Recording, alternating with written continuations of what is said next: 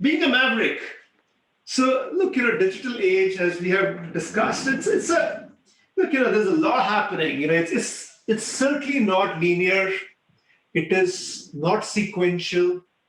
Yeah, it is not certainly about following well laid out rules. It is about creating your own rules, your own pathways. If I love this word audacity, I also love the word maverick, and which is somebody who doesn't follow set rules and creates his or her own path. And I know of no greater maverick than Steve Jobs. Perhaps Elon Musk is the maverick for this current age.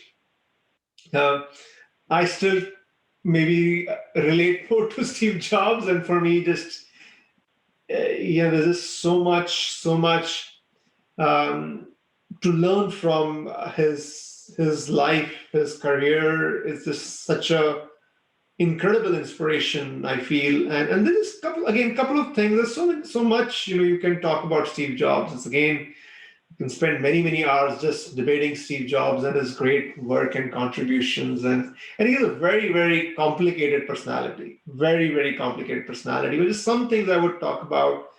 This whole intersection of engineering and arts, this whole duality thing, he mastered it, man. He just he was the pioneer in that.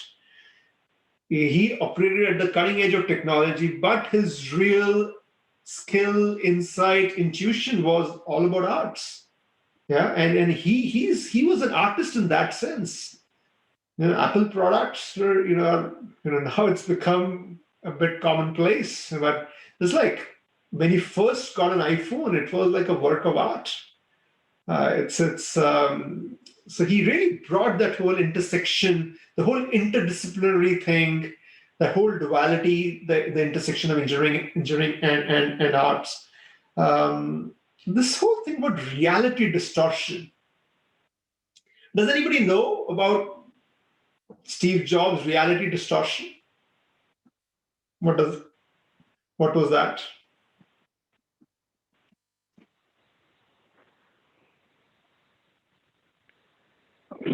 So he had this, ability to get people around him,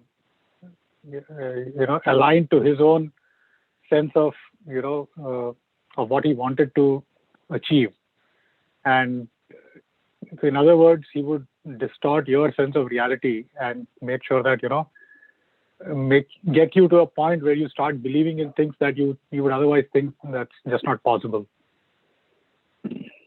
Yeah, and it's kind of it's interesting. That's right, Krishna. That's right. And but the starting point of that was his own self-belief, right?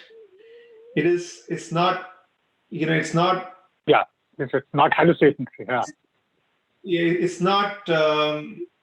Sometimes it's also maybe seen as manipulative. But if you a lot of people who knew him well, that it's like a deep sense of conviction he had in what he wanted to create, a deep sense of conviction, and then this belief that I will make it happen, or this is what it is. Yeah. And then to get masses and massive, thousands and hundreds of thousands of people to rally behind that. Yeah.